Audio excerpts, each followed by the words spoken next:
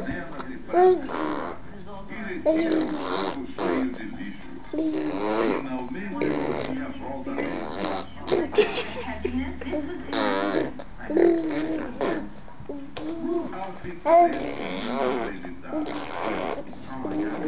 Eu tô filmando esse bebê. Que agora você consegue ouvir o eco da própria voz.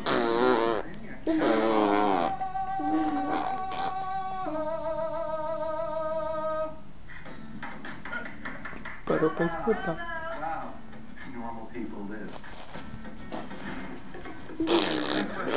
Continua na casa de Charlie. Eles começam a arrumar o quarto de Wen. São brinquedos quebrados e sujeiras por toda parte.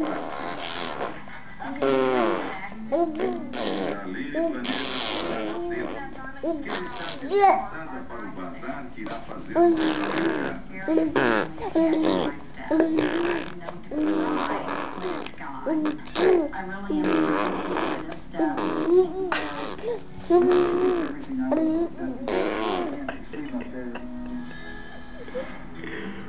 Scott convence algumas coisas. Não é fácil. Ela não sabe a mesma coisa. E diz que a mãe acha que é muito importante. Ela guarda as coisas.